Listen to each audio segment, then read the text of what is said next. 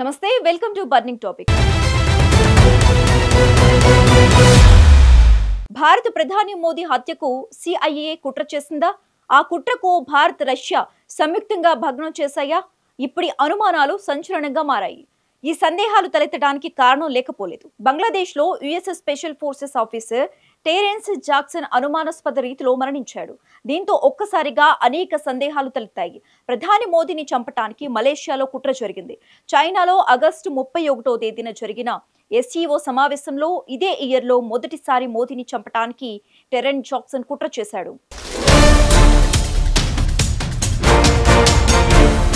US special forces officer Terence Jackson బంగ్లాదేశ్లో చనిపోయాడు. అతడి మరణం మిస్టరీగా మారింది, అనుమానాలకు దారితీసింది.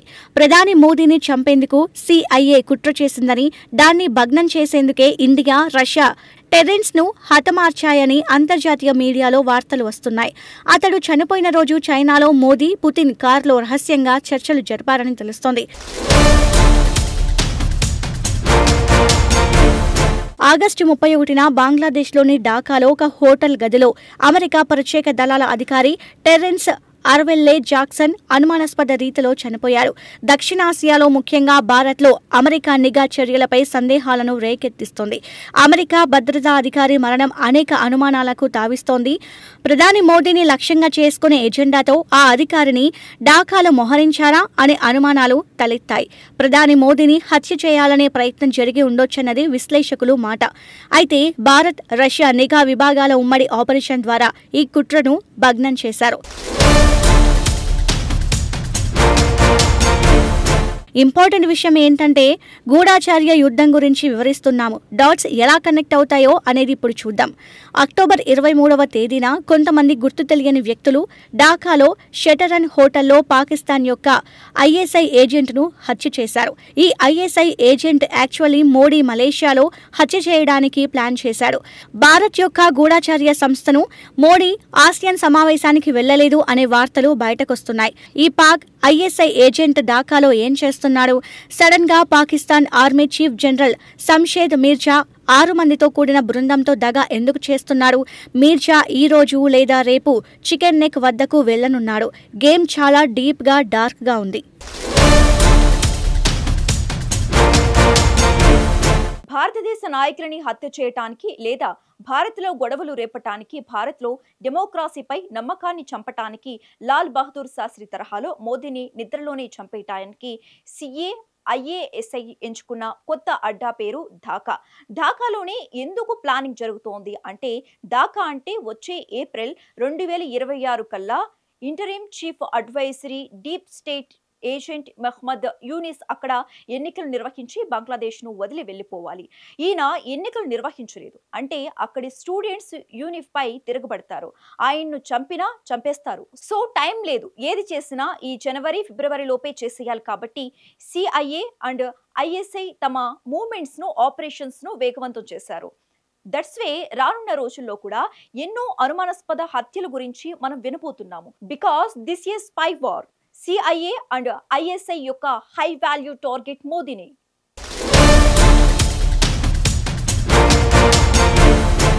Second high value target chicken neck ను కట్ చేయడం. థర్డ్, భారత్లో బంగ్లాదేశ్, నేపాల్ తరహాలో ప్రొటెస్ట్ను రేపడం లేదా జెన్జీ లాంటి ప్రొటెస్ట్ను ఫ్యూల్ చేయడం.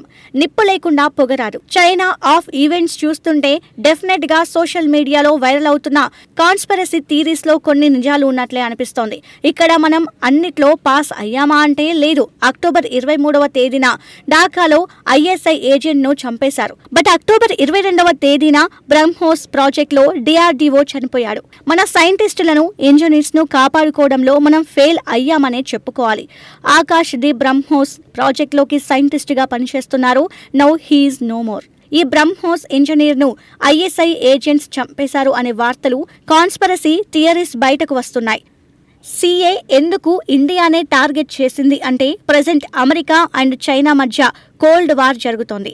రేర్ ఆర్ట్స్ యొక్క సింహాసనంలో ఎవరు కూర్చోవాలి అనే దాని మీద యుద్ధం జరుగుతోంది.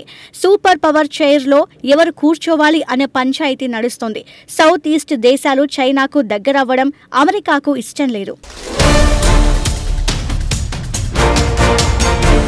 ఏప్రిల్ 2022లో పాకిస్తాన్ ప్రధాని ఇమ్రాన్ ఖాన్ చైనాతో చాలా దగ్గర అయిపోయాడు. సిపెక్ ప్రాజెక్టులో కలిసి పనిచేశాడు. ఫిబ్రవరి 2022లో యుక్రెయిన్ రష్యా యుద్ధంలో ఇమ్రాన్ ఖాన్ న్యూట్రల్ స్టెప్ తీసుకున్నాడు.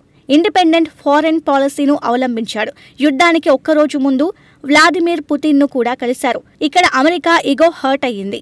మేము IMF ద్వారా డబ్బులు ఇస్తే బతికేవాడివి, నువ్వు స్వతంత్ర దౌత్య నీతిని పాటిస్తావా అని చెప్పి అమెరికన్ డిప్లొమా డొనాల్డ్ లూన్ పాక్ లోపల రంగంలో దింపారు. ఫస్ట్ పాకిస్తాన్ కు IMF ద్వారా వచ్చే లోన్స్ ను కట్ చేశారు. డబ్బులు లేక పాకిస్తాన్ లో వస్తువుల ధరలు పెరిగాయి. ఆకలితో ఉద్యమాలు పుడతాయి. పాక్ లో కూడా ఉద్యమాలు జరిగాయి. ఇమ్రాన్ ఖాన్ కు వ్యతిరేకంగా అన్ని చోట్ల ప్రొటెషన్లు ఊపందుకున్నాయి. డొనాల్డ్ పాక్ అపోజిషన్ పార్టీ అయిన షెహబాజ్ షరీఫ్ అండ్ నవాజ్ షరీఫ్లను లండన్ లో కలిశారు. రెబెల్స్ కు ఫండింగ్ చేశారు. పాకిస్తాన్ లో కాన్ఫిడెన్స్ మోషన్ ను తీసుకొచ్చారు. పాకిస్తాన్లో టోటల్గా 342 సీట్స్ ఉంటాయి. అయితే 172 సీట్స్ ఉంటే ప్రభుత్వాన్ని స్థాపించగలరు. ఇయర్ 2022లో ఇమ్రాన్ ఖాన్ దగ్గర 172 సీట్స్ ఉంటే ఆపోజిషన్ దగ్గర 170 సీట్స్ ఉన్నాయి.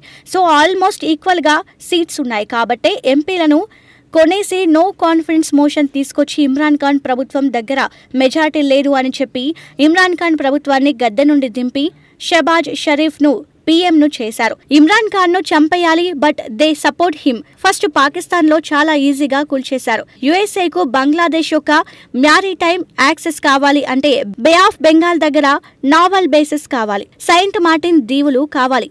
బంగ్లాదేశ్ చైనా అండ్ భారత్ కు మధ్యలో స్ట్రాటజిక్ లొకేషన్ లో ఉంటుంది కాబట్టి బంగ్లాదేశ్ లో అమెరికా పప్పెట్ లీడర్షిప్ ఉండాలి. షేక్ హసీనాను పప్పెట్ చేయాలి అనుకున్నారు. బట్ హసీనా చైనాతో ఎంగేజ్ అయింది. చైనాతో అప్పులు తీసుకుంది. చైనీస్ కంపెనీస్ బంగ్లాదేశ్లో ఓడరేవులు, పవర్ ప్రాజెక్ట్స్ కట్టారు. బంగ్లాదేశ్ BRIలో జాయిన్ అయ్యింది. ఎవరైనా బెల్ట్ అండ్ రోడ్ ఇనిషియేటివ్ ప్రాజెక్ట్లో జాయిన్ అయ్యారు అంటే వాషింగ్టన్లో వేడి పుడుతుంది. హసీనా సెయింట్ మార్టిన్ దీవిని ఇవ్వను అనేసరికి రొనాల్డ్ను మళ్లీ బంగ్లాదేశ్లో వదిలేశారు. బంగ్లాదేశ్ సిచ్యువేషన్ పాకిస్తాన్లా కాదు. బంగ్లాదేశ్లో 70% MP seats Sheikh Hasina party దగ్గరే ఉన్నాయి. ఇక్కడ నో కాన్ఫిడెన్స్ మోషన్ చేయలేరు. డొనాల్డ్ ఏం చేశాడు? ఖలీదా జియాను కలిశారు. స్టూడెంట్ లీడర్స్ ను సంఘటితం చేశారు. డబ్బులు ఫండింగ్ చేశారు.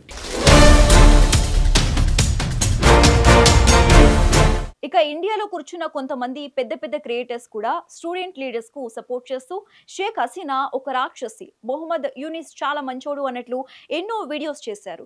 మిలియన్స్ లో వ్యూస్ వెళ్ళాయి. బంగ్లాదేశీ ప్రజలకు హిందీ వస్తోంది కాబట్టి వీళ్ళు హిందీ వీడియోస్ మన వీడియోస్ చూసి ఇన్ఫ్లుయెన్స్ అయ్యారు. ప్రొటెక్ట్ చేశారు షేక్ హసీనాను, గెంటేశారు కూడా.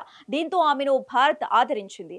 డీప్ స్టేట్ పపెట్ బ్లింకిటాన్ భార్య హెర్లీ క్లింటన్ యొక్క స్నేహితుడు అమెరికన్ డెమోక్రాటిక్ పార్టీకు చాలా కావాల్సిన మొహమ్మద్ యూనిస్ కు కూర్చోబెట్టారు. అయితే పాక్ లో షెహబాజ్ షరీఫ్ ఒక పపెట్, బంగ్లాదేశ్ లో యూనిస్ ఒక పపెట్, ఇండియాలో కూడా ఒక పపెట్ ను కూర్చోబెట్టాలని చూశారు. అయితే యూనిస్ జనవరి 2025 లోపు బంగ్లాదేశ్ లో ఎన్నికలు నిర్వహించి వెళ్లిపోవాలి. కానీ యూనిస్ ను కావాలని బంగ్లాదేశ్ లో ఉంచారు. ఎన్నికలను యాక్సిడెంట్ చేసుకుంటూ పోయారు. ఇండియాలో అల్లర్లు లేపడానికి ఢాకాను అడ్డగా మార్చుకున్నారు. యూనిస్ అనే వ్యక్తి అన్అఫీషియల్ లీడర్. ఢాకాలో ఏం జరిగినా ఎవరు పట్టించుకోడు కాబట్టి యూనిస్ ను అక్కడే ఉంచారన్నమాట. నెక్స్ట్ ఇండియాలో కూడా నో కాన్ఫిడెన్స్ మోషన్ తీసుకురావాలి అనే ప్లానింగ్ జరిగింది. మోడీ రష్యాకు దగ్గరవుతున్నారు. మోడీ ఇండిపెండెంట్ ఫారెన్ పాలసీని అవలంబిస్తున్నారు. బ్రిక్స్ ద్వారా మల్టీలాటరల్ కరెన్సీతో వ్యాపారం చేస్తున్నారు. డాలర్స్తో కాకుండా రూపాయలతో ఆయిల్ ట్రాన్సాక్షన్స్ జరుగుతున్నాయి. ఇండియాలో ఒకవేళ నితీష్ కుమార్ పార్టీ, కూటమి పార్టీలు తప్పుకుంటే, కొంతమంది ఎంపీలను కొనేస్తే, లేదా ఇండియాలో అల్లర్లు చేయిస్తే, ప్రొటెస్టులు చేయిస్తే నో కాన్ఫిడెన్స్ మోషన్ పెట్టొచ్చు. లేదా బంగ్లాదేశ్ తరహాలో జెన్జీ లేదా స్టూడెంట్ ప్రొటెస్ట్ ఫార్మాట్ ప్రొటెస్ట్ ను చేయడానికి ప్లానింగ్ జరిగింది. అమెరికాకు ఇండియా ఎందుకు కావాలి అంటే చైనాను ఢీకొట్టడానికి ఇండియాలో USA చెప్పినట్లు వినే ఒక పప్పెట్ నాయకత్వం కావాలి. ఇండియాలో అమెరికన్ అగ్రికల్చర్ కంపెనీస్ యొక్క ప్రొటెస్ట్పై టారిఫ్ వేయని నాయకులు, అమెరికన్ నావెల్ బేసిన్ ను భారతదేశ భూభాగాన్ని ఇచ్చే నాయకులు, అమెరికా యొక్క F-35 వంటి ఫైటర్ ఎడ్జెస్ట్ ను కొనే నాయకులు కావాలి. అమెరికన్ రాష్ట్రపతి సీస్పర్ నేనే చేశా అంటే ఎస్ సార్, జీ హుజూర్ అని చెప్పి అమెరికాకు క్రెడిట్ ఇచ్చే నాయకులు వీళ్లకు కావాలి. మోదీని గద్దె నుండి దింపడానికి ఇంతకు ముందే ప్లానింగ్ జరిగింది. యాక్చువల్లీ షేక్ హసీనా కంటే ముందు ఇండియాలోనే వీళ్ళు ప్రాజెక్ట్ చేయాలి. ఆపరేషన్ సింధు తర్వాత ఎప్పుడైతే ఇండియా రష్యా చైనాతో దగ్గరవడం మొదలుపెట్టిందో మళ్ళీ ఇండియాలో ప్రభుత్వాన్ని కూల్చడానికి పనులు వేగవంతం చేశారు. ఇండియా, బంగ్లాదేశ్, పాకిస్తాన్, నేపాల్, ఫిలిప్పీన్స్ ఇలా అన్ని దేశాల్లో తమ దబాయింపులను పెంచుకోవటానికి, అన్ని దేశాల్లో తమ మాట వినే నాయకులను ఉంచుకోవటానికి యుఎస్ఏ ఇలాంటి ప్లానింగ్ చేస్తోంది. ఇప్పుడు కాన్స్పిరసీ థియరీస్ దగ్గరికి వస్తే యుఎస్ఏ స్పెషల్ ఫోర్సెస్ లో కమాండర్ గా 20 ఏళ్లు పనిచేసిన టెరాన్స్ జాక్సన్ ఢాకాలో గత 4 నెలల నుంచి వచ్చి వెళ్తున్నాడు. ఆగస్టు 31వ రోజు ఎస్సీఓ సమావేశంలో చైనా లోపల పీఎం మోదీని చంపి మోదీని చైనానే చంపేస్తుంది అనే వార్తలు తీసుకొచ్చి ఇండియా చైనా మధ్య యుద్ధాన్ని లేదా ఇండియా పాకిస్తాన్ మధ్య యుద్ధాన్ని రేపి రష్యా ఇండియా చైనా బ్లాక్ ను దెబ్బతీసి బ్రిక్స్ ను వీక్ చేయటానికి చాలా పెద్ద ప్లానింగ్ జాక్సన్ చేశాడు. రష్యా పుతిన్ ని ఇచ్చిన టిప్ ఆఫ్ తో జాక్సన్ ను ఢాకాలో చంపేసింది. జాక్సన్ డెడ్ బాడీకు పోస్ట్ మార్టం అపాప్సీ కూడా చేయలేదు. విశ్లేషకుల అభిప్రాయం ప్రకారం ప్రధాని మోదీ చేసిన ఈ నిగూఢ వ్యాఖ్యల వెనుక ఏదో అర్థం ఉందని తెలుస్తోంది. ఇది ప్రధాని ప్రాణాలకు ముప్పు గురించి హెచ్చరికలను పంపుతుంది.